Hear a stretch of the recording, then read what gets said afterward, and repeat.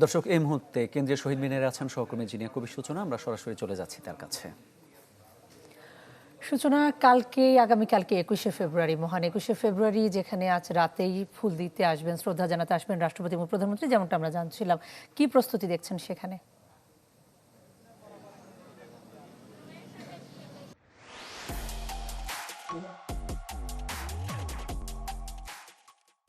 নাজিয়া, আর মাত্র কয়েক ঘন্টা এবং তারপরেই কিন্তু ৭৪ বছর পূর্ণ হতে যাচ্ছে মাতৃভাষা আন্দোলনের, এবং দিনটি যথাযোগ্য পালন করার জন্য, যথাযোগ্য মর্যাদার সাথে পালন করার জন্য রাজধানী সহ পুরো দেশই কিন্তু প্রস্তুত। আমি যদি এই মুহূর্তে আপনাকে শহীদ মিনারের সামনের এবং আশেপাশের অবস্থাটা একটু দেখাই, যে এখানে কিন্তু আলপনা আঁকা হয়েছে শহীদ মিনারের সামনের যে পথটা, সেই পথটাতে, এবং আপনি দেখতে পাচ্ছেন শহীদ মিনারের নিশ্চিদ্র নিরাপত্তার চাদরে ঢেকে দেওয়া হয়েছে, কারণ আর অল্প কিছুক্ষণ পরেই শ্রদ্ধার ভালোবাসায় রাত 12টা 1 মিনিটে রাষ্ট্রপতি এবং প্রধানমন্ত্রী তারেক রহমান পুষ্প অর্পণের মধ্য দিয়ে কিন্তু শুরু হবে শ্রদ্ধা জ্ঞাপন, ভাষা শহীদদের শ্রদ্ধা। এবং আপনি দেখতে পাচ্ছেন যে প্রজন্ম থেকে প্রজন্মে এই ইতিহাস ছড়িয়ে দিতে কিন্তু আমরা দেখতে পাচ্ছি, আপনি দেখবেন যে অনেকেই কিন্তু শিশুদেরকে নিয়ে এসেছেন, এবং আমরা এখানে বেশ কিছুক্ষণ থেকে ছিলাম, আমি দেখেছি যে তারা তাদেরকে ভাষা আন্দোলনের ইতিহাস বলছে, পরিচয় করিয়ে দিচ্ছে শহীদ মিনারের সাথে। এবং পরিচ্ছন্নতা কর্মীদের আমরা দেখেছি গেল দুদিন থেকে তারা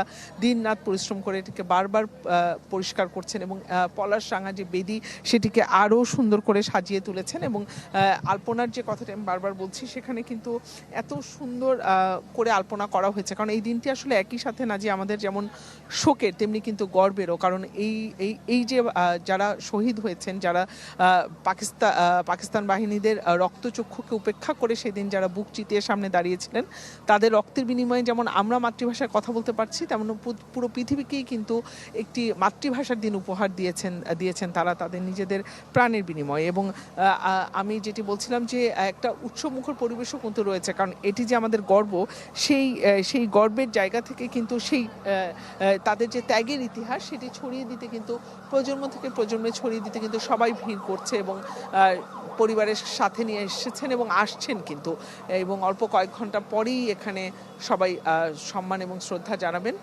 ফুল দিয়ে। সূচনা, আপনাকে ধন্যবাদ। কেন্দ্রীয় শহীদ মিনার থেকে জানাচ্ছিলেন সহকর্মী জিনিয়া কবির সূচনা।